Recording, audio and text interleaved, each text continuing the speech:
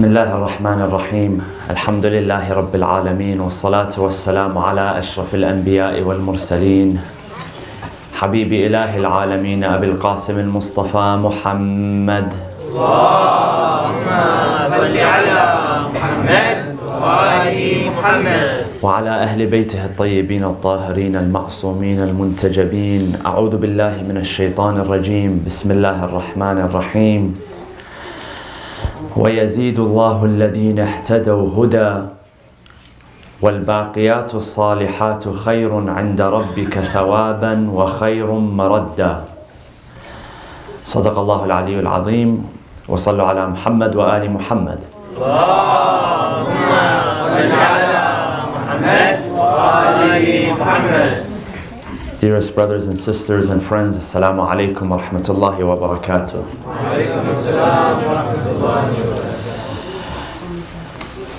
In chapter number 19, Allah subhanahu wa ta'ala states a principle, and that is that the deeds that we perform, the ones that have the greatest return on investment, are the ones that have perpetuity, meaning that they are the longest lasting. Whenever we look to create an investment, there are short-term investments that provide short-term rewards, short-term profitability, and there are long-term investments that create long-term rewards and long-term profitability. And the ones that create long-term profitability in the Quranic language are referred to as al-baqiyatu salihat. And al-baqiyatu salihat simply refer to the good deeds which stay behind, those that have perpetuity. And if you put this into perspective, studying the life of the Prophet and studying the life of the Ahlul Bayt alayhimus salam, in terms of the life of the Prophet Muhammad sallallahu alayhi wa sallam,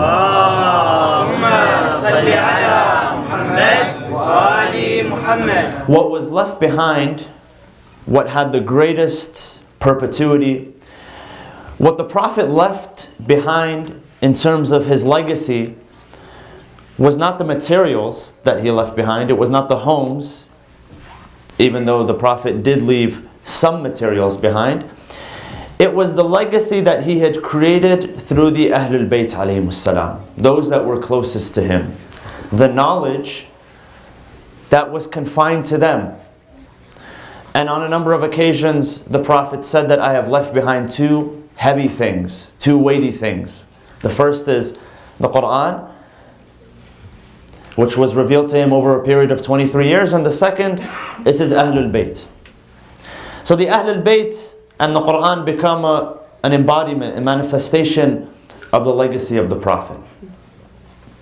And in terms of who the Prophet left behind, if you look at his children, none of the children of the Prophet outlived him except for Fatima Zahra alayhi salam. She was the only one. The sons that were born to the Prophet all died in childhood, in infancy. Some narrations tell us he had 3, some say 4. But they all died during his lifetime. It was only Fatima Zahra alayhi salam that lived after him. And even then, her life did not exceed, some scholars say, for more than 40 days, some say 75, some say 95. Now why is there this confusion? Well, when the term 40 appears in narrations, in the Arabic language, when you say 40, 40 refers to a certain number. And why 75 and 95? This is because if you look at the words 70 and 90 in the Arabic language, sab'un and tis'un, or sab'een and tis'een, they are written the same way. Without the diacritic marks, you can't tell the difference. Without the dots that come on top of the letters. For those of you who are familiar with Arabic writing. And the way that people conveyed, speakers of the Arabic language, during early times was without the diacritic marks. The reader had to understand and be able to differentiate between what word was what. But regardless, whether it was 40, whether it was 75, whether it was 95, it was a short period of time, and you find that it was specifically during this time that the character of the Ahlul Bayt alayhimus salam illuminated. It was during this time that it radiated. It was during this time that the character of Fatima Zahra alayhi salam manifested in the qualities that the Prophet had left behind, in bravery and courage and standing by principle. And one of the things that we celebrate about the life of Fatima Zahra alayhi salam was the fact that she understood what her purpose was in life. And she understood her meaning. She understood why she did what she did, not just the what and the how. And that's important. Because if you want to grow yourself, and the theme and the topic of tonight is how to grow yourself, well, the best example is to take from the Ahlul Bayt alayhimus salam. Because everything that they taught us was growth oriented. It was to grow yourself. And some people, they grow themselves from the outside. They eat certain foods and they work out, and all of that is fine. There's nothing wrong with that. But what we should truly focus on is internal growth, not just external growth. Internal growth supersedes external growth. Again, you study the lives of the Ahlul Bayt alayhimus salam. You know, it's interesting. When we read about the bravery, just as an example, when you read about the bravery of Imam Ali alayhi salam and the feats that he was able to accomplish, and then you read his physical attributes or his physical description, it doesn't match up.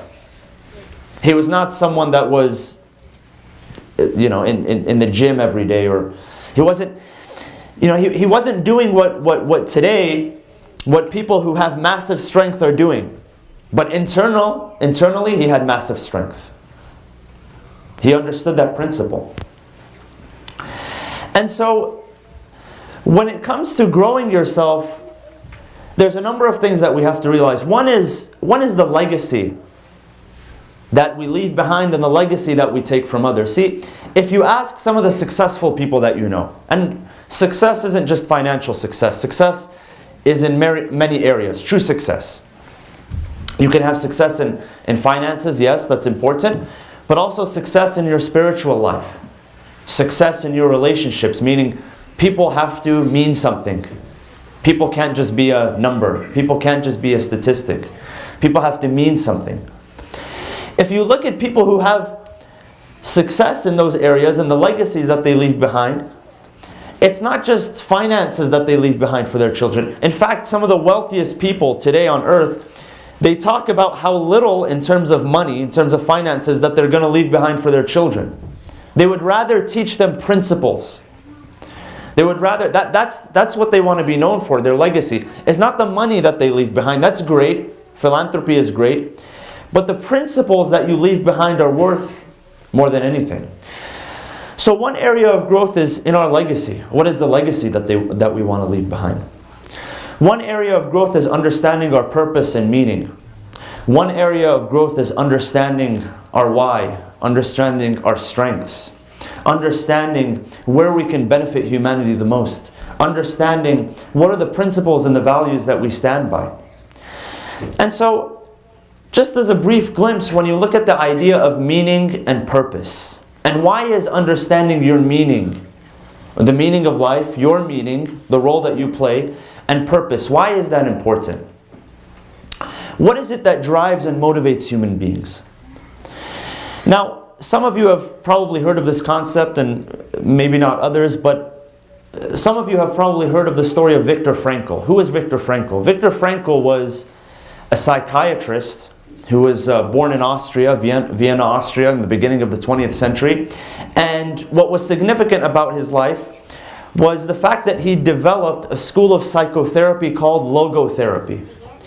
And Viktor Frankl, what was so profound about him and what he taught was that he experienced what he taught. So it wasn't something that was just theoretical. He spent a portion of his life learning in school, but because he was a Holocaust survivor, what he taught truly had weight and truly had significance. And when he emerged from the concentration camps, he rewrote this whole psychology that he had learned about. And he wrote it in a book called Man's Search for Meaning. I highly recommend that book. If you can get your hands on that book, Man's Search for Meaning. And he talks about his experiences in the concentration camp. And he talks about how what drives human beings, the biggest goal in life, is to understand purpose and to understand meaning. And what was different about the people that preceded him, because before Viktor Frankl came, Sigmund Freud, Alfred Adler, Friedrich Nietzsche, what did they talk about? They spoke about the will to desire and the will to power, meaning that man's quest in life, this is what Sigmund Freud said, that man's quest in life is desire, to seek desire. And to an extent that has some grounding in Islamic teachings. We talk about an-nafsul ammara, right? That our quest for desire. So that's known as the first Viennese school of psychotherapy. And then after him came Alfred Adler, who spoke about the will to power. That what drives human beings is power and authority and control. And you find that reflected in some people's behavior. Their entire life is driven by control, having authority, attaining control. But Viktor Frankl came and he changed the philosophy completely. He said, what man is driven by is not the will to power, it's not the will to desire, but rather it's the will to purpose. So we do things in our life to find purpose and to find meaning. And different people have different ways of finding purpose. Some people, their way of finding purpose is external. So they want to change, so what do? They go get a new hairstyle. Or they go get a new tattoo. Or they go change something about themselves, their style of dress. That gives some people purpose. That gives some people meaning. And it's very, very interesting because everything he talks about is what he felt going into the concentration camps. And he talks about the principles that he had to abide by and teach himself in order to succeed. And most of you have probably learned about this in school. What happened to the people in the concentration camps? How they were abused, how they were tortured, how some of them were put to gas chambers. Everything was stolen from them. Their jewelry, if they had something as minute as a piece of jewelry in their mouth, some gold on one of their teeth, that was extracted, that was taken away. Everything was taken away from them. And they were forced to work. It's within that very harsh environment that he taught that what keeps people going whenever they face challenges in life is understanding what their purpose and what their meaning is. It's very, very profound what he taught. You know, one of the examples that he gives is that he says when we were in that very harsh environment, when we were out there in the snow working for X amount of hours a day, when there was no hope, when we didn't know when we were going to be called to go into a gas chamber, when we didn't know if we were ever going to see our loved ones, he said the way we survived was that we attached ourselves to our purpose and our meaning in life. So he talks about himself. He says, my purpose as a psychiatrist and as a professor was to survive so that I can be around the people that I love and the people that I can serve. So he says, I would have to imagine myself, even though my wife was not with me, but I had to imagine myself speaking to my wife. I had to imagine myself walking into my apartment and unlocking the door. I had to imagine myself in a university, standing behind a podium, and all the students that were sitting in front of me were sitting on upholstered seats, and I was lecturing to them about how I survived the Holocaust. So he said, mentally, I had to put myself in a completely different stage, and that's how I survived. Because I understood that those things were tied to my meaning and my purpose. And he says that the way we understood such a profound and deep book, and I'll let you read the book, but just to share some of the principles that he talks about. He says, you could tell by the look on a man's face when they had given up on hope. And he says the way we knew that is because when we would work, they would give us coupons. And we could trade those coupons for cigarettes. And those cigarettes you can trade for soup. And that was the only food that you can get. He said the way we knew that people had given up on life is that we would find them smoking their own cigarettes. Because what that meant was that the cigarettes were more important than food. He says once we saw people smoking cigarettes, that's it. We knew that they had given up on life. Because cigarettes were more important to them. That pleasure that they derived from smoking the cigarette was more important to them than the food that they would eat to sustain themselves, to let them live only one more day. And those are the people that had given up on meaning. Those are the people that had given up on their purpose, or people who simply had not discovered their meaning and purpose. And he says that's how some people survived and some other people did not survive. And so how do you discover your meaning? How do you discover your purpose? And the reason we talk about this is because, by the way, this is not related to age. I bring this up because when you study the life of Fatima Zahra alayhi salam, you realize that at the age of 18, and even before that age, but we're talking about the period that came right after the martyrdom of Rasulullah sallallahu alaihi wasallam, whatever it was, whether it was the 70 or 90 or 40 days, however long it was, she understood what her purpose was in face of the dire circumstances that the Ahlul Bayt faced. And we'll talk a little bit about what those circumstances were. So going back to Viktor Frankl, he says there's a number of ways for you to figure out what your meaning is. So, because most people want to understand what their meaning is. What's my meaning? What is my purpose in life? He says there's three ways. He says one is in love, one is in care, and one is in courage. What does that mean? In one way, you find something which is meaningful to do. So ask yourself, what's my routine on a daily basis? So most of you here, I'm assuming, are students in school, or at least you should be in school. What is your daily routine? And does that give you purpose? Is it meaningful? If it's not meaningful, then why are you doing it? Or if you're at the stage where you're choosing a career, or maybe you've chosen a career, if it's not something that's meaningful, if it's not something that's purposeful, then why are you doing it? The reason I bring this up is because I talk to many young people, and I don't know how it is here in Canada, but it's true in the United States for immigrant families. The moment you're born, it's like there's a form and there's three choices: doctor, lawyer, engineer, and it gets stamped with one. There's nothing else you can do. And if that's something that you find purpose and meaning in, that's fine. That's great. But if it's something that you despise, if it's something that you don't find any purpose or meaning in, then why are you attaching yourself to something that you don't find purpose or meaning in? So you really have to ask yourself, what do I want? That's number one. And it doesn't matter how young you are. You can figure this out at the age of 12 and 13 and 14. So ask yourself one question is, what is it that I want out of life? And is that thing that I want out of life, is it meaningful and purposeful? If it's not, then don't worry about it. Find something which is meaningful and purposeful, and of course something which is in the boundaries of the Sharia. That's needless to say. He says the second way to understand your purpose is by experiencing something. Sometimes you talk about an experience. See, when you go on a trip, when you travel with your family or with your friends and you come back and people ask you about what you did, you describe to them an experience. Maybe some of the things that you saw, some of the things that you tasted, some of the things that you felt. Those are all experiences. So he says experiences allow you to develop purpose. One thing that does not allow you to develop purpose, if you're not experiencing, you have to ask yourself, well, how can I increase my experiences? And some of us, we come home from school or we come home from work, and what's our daily routine? We spend 2 or 3 hours with our head dug in our iPads. Or you spend 2 or 3 hours playing Fortnite or PUBG. That's not an experience.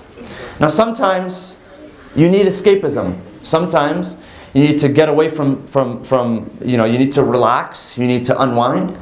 But beware of making something a daily habit.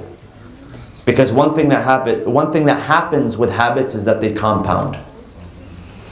You do something for one day, and this is true for good habits and for bad habits, is that they compound. What do I mean by compound? Say you go to the gym and you start working out. Why do most people quit within the second or third or fourth week? Because they don't see the results that they want. Right? You don't see the results right away. You don't see significant results. You're not supposed to see significant results. The significant results don't happen until the work becomes compounded. After a month, 2 months, 3 months, sometimes 3-4 months later, you still don't see significant results. But what happens after 6 months of consistency? Or after a year of consistency? All of a sudden you start seeing the results. That's exactly what happens. The same is true for bad habits. Same thing. So beware of making something a habit. And once you make something a habit, it's very hard to break free from that habit. So ask yourself, where am I spending my time? Am I spending my time on experiences? What are you spending your allowance on? Some of you get allowance. I envy you, I never got an allowance. What are you spending your allowance? I see some young people, the first thing that they spend their allowance on is the latest video game that drops for $60 or $70 or $80. I don't know how much it costs here in Canada, but those are the prices in the United States. And there's a new game coming out every month or 2 months. So experiencing something, that's, you're never going to find purpose and meaning if you're glued to your iPad all day. You're never going to find purpose or meaning if you're glued to your screen all day. You have to get out of your comfort zone. You have to stretch yourself. And the third way of finding purpose and meaning is by understanding your attitude and your reaction when it comes to hard times. So when you're put in a stressful environment, how do you react? What's your attitude? Do you spaz out? If your parents put you under stress, first world problems, what happens? Do you lose yourself? You're not able to take admonishment? You're not able to take advice from someone? What happens when financially you're stressed? Do you lose your mind? He says that's one way that you're going to figure out what your purpose and meaning, and that's exactly what he was talking about. He said, when I arrived into the concentration camp in Auschwitz, they took everything from us. All the letters that I had written, all the theories that I had written down on paper, it got taken. It was gone. So he says, I had to start from new and write everything that I believed in based on my experiences. He says, when I came out of that camp, it took me 9 days, straight consecutive days, to write Man's Search for Meaning. And it's really one of the most profound books that you can get your hands on. So he developed this idea of logotherapy, of meaning. So it's important to understand our purpose. It's important to understand our meaning if we are going to grow ourselves. And this is something which is deeply rooted within the Islamic tradition. Knowing yourself, know yourself in order to grow yourself. There's a narration which is narrated from Imam Ali alayhi salam. Sallu ala Muhammad wa ali Muhammad.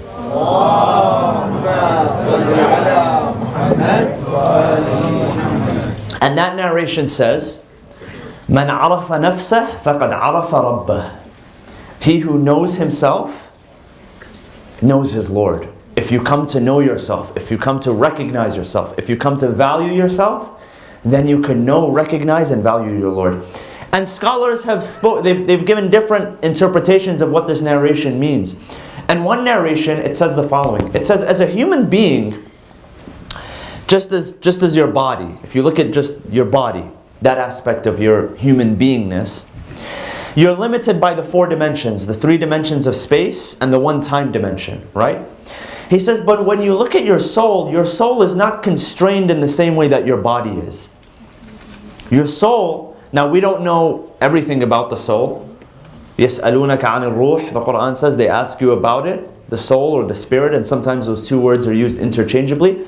قُلِ الرُّوحُ مِنْ أَمْرِ رَبِّي, it's a command of my Lord, it's an affair of my Lord. We don't understand 100% what it is, where it starts and where it begins, the origin, the end. We have some speculations, but we don't know completely.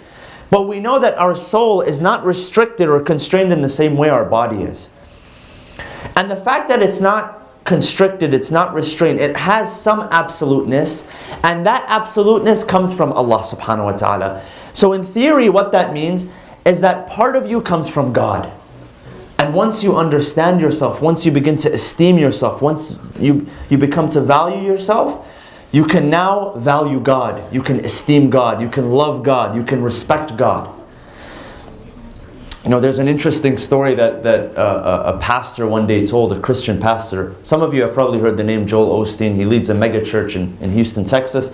And he was talking about a story one time. He said that one day I was, shaking hands with the crowd, and after his sermon, people want to meet him and shake his hand and tell him how much they appreciate him and love him and all of that. And some people come with gifts because he's said something that's changed their perspective on life, or it's added value to their life. So he says, one day, a gentleman walked up to me, he shook my hand, and he gave me a box. A small wooden box, like the ones that you put watches in. If you've ever purchased a watch and it comes in a little mahogany or oak box or whatever. He says, so I accepted it. I took it from him and I thanked him. And I went back to my office and I opened the drawer of my desk and I tossed it in and I closed it. If you receive a gift from someone and you don't know who that person is, usually you don't put much thought to it, If you give a gift to a speaker, and it's valuable, please tell them, because it's just, from my perspective, it's going to get tossed. It's going to get hidden somewhere. So he says I tossed it in the cabinet, and I didn't really think anything about it. He says, and then one day it came to my mind that I had, kept it here. I hadn't even opened the box. The man had given me, and I believe, if I'm not mistaken, he says that I saw the man again or something. So I remembered the gift that he had given me. And so I opened it up, and I didn't recognize the name. There's so many brand names out there. So I searched it on the internet. I asked Siri or Google or Alexa, the new one. And I realized that this watch was worth thousands of dollars. And I didn't know. And the man gave me a gift because he really esteemed and cherished what he had learned, that was worth thousands of dollars. It was a really nice watch. And so he was talking, he said that because I didn't understand its value, I didn't esteem it. When you understand the value of something, you begin to esteem it. So when we talk about self-esteem, what is self-esteem? Self-esteem means that you recognize your value, and so you esteem yourself. You recognize the value that you can give other people. So that's part of understanding your purpose and understanding your meaning. Understanding that you are a valuable person. Each and every one of you here are very valuable. Some of you have talents, and I've seen and observed some of you for the past few years. You have talents that are irreplaceable, that you're very, very proficient at, that you're very good at. And so understanding that and developing that and understanding what your true worth is. Through that, the narration says, "Man arafa nafsah faqad arafa rabbah." So many people are searching for God. How do I know God? How do I find God? Where do I see God? The narration says all you have to do is look at yourself. Understand your value and your worth, and you've understood God. Such a beautiful narration. A fellow educator said this a couple months ago, and it was so beautiful. She said, when we think about arrogance and being arrogant, we tie that to believing in our own superiority, right? When you say someone's arrogant, it's as if you're saying that they see themselves as superior. That's arrogance. But she was saying that it also goes the other way around. Meaning that when you see yourself as inferior, that's also arrogance. Why? Because who created you? Allah subhanahu wa ta'ala. He says, لَقَدْ خَلَقْنَا الْإِنسَانَ فِي أَحْسَنِ تَقْوِيمٍ. We created man and woman, of course, mankind, in the best of fashion. لَقَدْ خَلَقْنَا الْإِنسَانَ فِي أَحْسَنِ تَقْوِيمٍ. So when you see yourself as superior, yes, that's arrogance. But when you see yourself as inferior, that's also arrogance. Why? Because if you put it into perspective, when you see yourself as inferior, it's like you're telling God, "Oh Allah, you didn't do a good enough job when it came to me."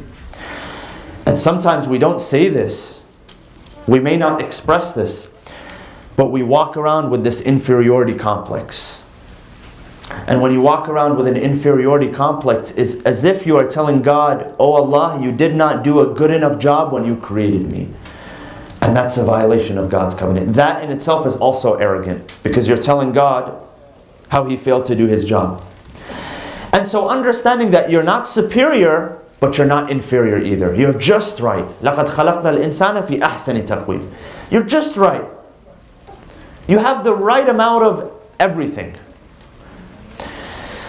But a step further, in order to understand ourselves, is to also know that we need to develop our potential. What does that mean? So, we're all created by God. I mean, is there someone here that's not created by God? I hope everybody admits that they're created by God, not any other being. God is your creator, your manufacturer. Al-Bari, which refers to the one who fashions. He fashioned you. And He endowed you with everything that you need to live an honorable life, to understand your purpose, and to understand your meaning, and not to live in vain. Now when you look at something which is created, take an automobile for instance, a vehicle. Anybody read car magazines? Nobody? Nobody's interested in cars at all? Am I the only person? So I don't know if you have here in Canada, you have Car and Driver magazine. So Car and Driver magazine is, you look at the latest cars that come out, all the specifications that you want. So when the new cars come out, they do an article on it. And with that are the specifications. And when they mention the specifications, there's an asterisk. And if you read the fine print, it says that these specifications are from the manufacturer. The manufacturer who created the car, who manufactured the car, who engineered the car, they know what the specs are. They know what the specifications are. Why? Because they engineered it. They created it. They manufactured it. So the drag coefficient, the engine block size, the 0 to 60, the 0 to 100. Right? What's one of the fastest production vehicles that just came out? The electric one. Anyone know? Tesla Roadster, right? You're excited as I am, yeah. So 0 to 60, what? 2.3 seconds, something like that, or 2.1 seconds. How do we know that it goes 2.1 seconds? Who told us that it goes 2.1 seconds? It's the manufacturer. It's the creator. It's the engineer. Of course, because the engineer engineered it, because the manufacturer manufactured it. It's not rocket science. But knowing that it goes 0 to 60 in 2.3, and feeling that it goes 0 to 60 in 2.3 is something completely different. Sitting behind the wheel is something completely different. Now imagine if I knew that this car goes 0 to 60 in 2.3, but I sat behind the wheel and I did 0 to 60 in 5 seconds. I was careful with the car. I didn't want to scratch it. I didn't want to damage it. I didn't want to push it. I didn't want to be liable or responsible for it. Someone gave it to me for a test drive. Sometimes that's how we are. And that our Creator created us with specifications. Just the right specifications.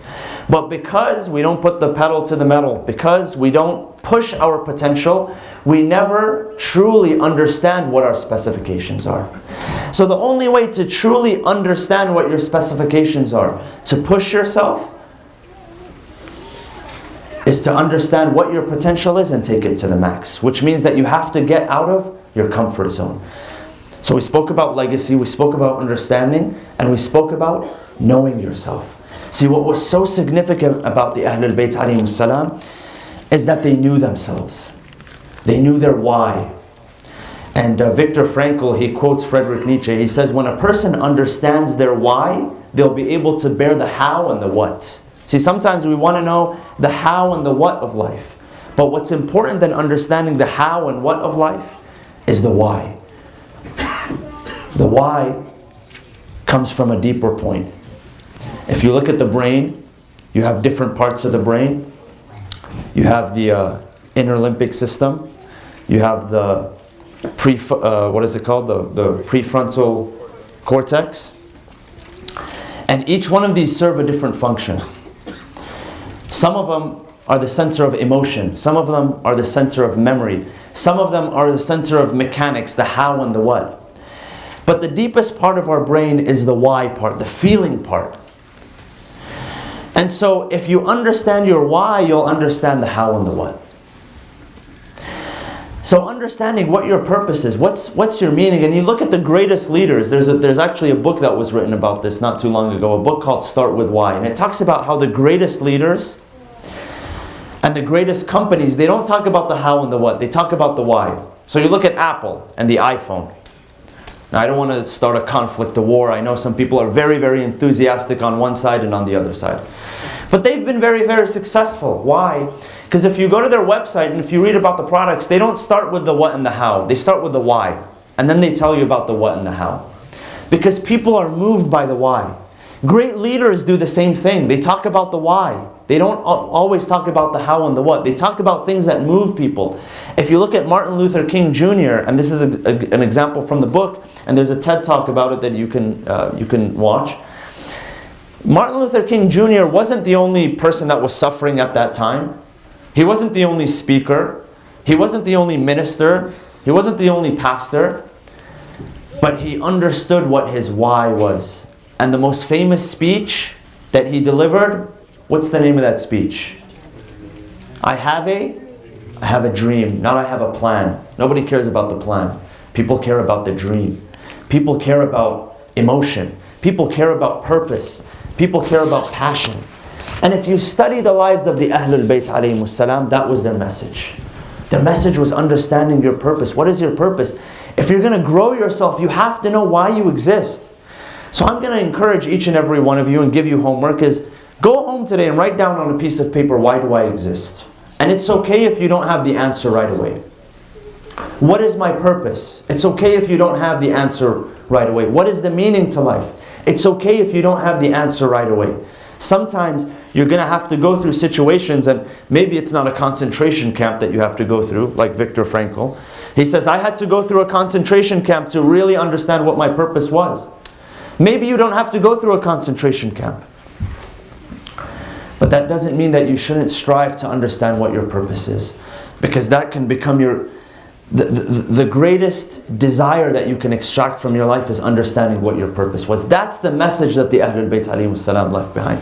Fatima Zahra alayhi salam, why is it that she was so confident? Why is it that she was so passionate? It's because she understood what the meaning to life was. She understood what her purpose was. She wasn't someone that was just a follower. She was a follower, but a good follower also becomes a good leader, emerges as a good leader. And remember, it's only a number of days that she stood up after the life of the Prophet, but that's all that's required. So understanding our purpose, understanding our why, understanding why we were created. You know, and that's probably the most existential question that bothers people. And you're going to spend much of your life trying to understand and trying to figure these things out. But in order to do that, you have to do work that is meaningful. You have to truly love people and be around people that give you purpose and give you passion and give you meaning. And you have to check your attitudes. You know, when you look at your attitudes, our attitudes, one of the things that Viktor Frankl talks about, he says that in that situation, he says some people were robbed of everything. And even if you're robbed of everything on the outside, the one thing that you can never be robbed of is your reaction and your attitude to situations. Your attitude is always within your control. And he says that that's how some people survived and some people didn't. It was because of their attitude. It was because of their reactions. I say this because sometimes we get in situations and someone bothers you and you say something and then your excuse for reacting in that way was, I can't help it. They made me do it. How many times have you said something to someone and their reply is, they made me do it. My parents made me do it. My little brother or my little sister made me do it. Or my friend made me do it. I've got news for you. Nobody makes you do anything. You're not a robot. You're a human being with free will, and you can exercise your free will. That's the beauty of being a human being, is that you have free will. And in fact, that's the merit that God blessed us with when He created us. Because the angels do not have free will. The angels only carry out the commands that God tells them to. But you have free will. You can control your behavior. You can control your attitude. And the reason we celebrate the life of Fatima Zahra alayhi salam was that because she was a woman who understood all this and brought it full circle. We admire her for her compassion with her family, with her community, with her father. Her father used to refer to her as Ummu Abiha. the mother of her father. Because her father, the Prophet, had become an orphan at a very young age. He had missed that motherly connection. You know, the brother mentioned the 9 attributes, the names that Fatima was known by. Among them was Al-Muhadditha, the one that was spoken to. And another one is Al-Muhadditha, the one who speaks. And the reason she was referred to as Al-Muhadditha, the one who speaks, was because when she was born, her mother Khadija went from being a lady who was affluent, well known, who had a high position in society, but within a matter of days and within a matter of months she lost all of that because she made the decision to marry the Prophet Muhammad sallallahu alaihi wasallam. A man who in the eyes of society was poor. He was an orphan. What does someone who is poor or who is an orphan have to offer? They didn't expect that from Khadija bint Khuwaylid, a woman who had inherited a vast amount of wealth. And so they warned her and they said that if you decide to marry Muhammad, we will stop visiting you. We will stop supporting you. We will excommunicate you. But she made the right decision because she understood that none of that was worth anything in comparison to marrying the Prophet Muhammad sallallahu alaihi wasallam.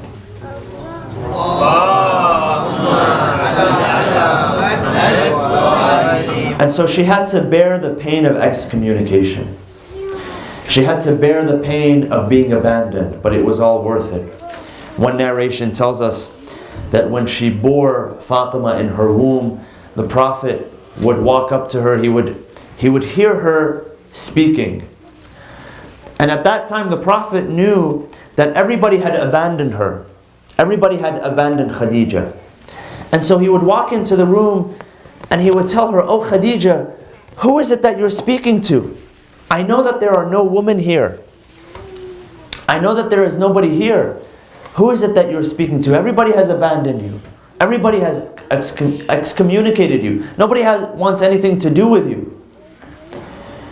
And she turned to him and she said, "Ya Rasulullah, it is this janeen, it is this child, it is this baby that's in my womb that is speaking to me. And I am responding." So from that day she was known as Al-Muhadditha. She was known as Al-Muhaddatha, the one that was spoken to, because the angels would come and console her. In one of the books written by our scholars, one of our scholars, Sheikh Abbas al-Qummi, is Baytul Ahzan, the House of Sorrows. And this describes what happened during the final months of the life of Rasulullah and what happened after his martyrdom. And Baytul Ahzan, the House of Sorrows, is a place that was specifically constructed for Fatima Zahra alayhi salam, a place where she can go and grieve and express her sorrow over the loss of her father. And the loss of Rasulullah impacted the believers greatly.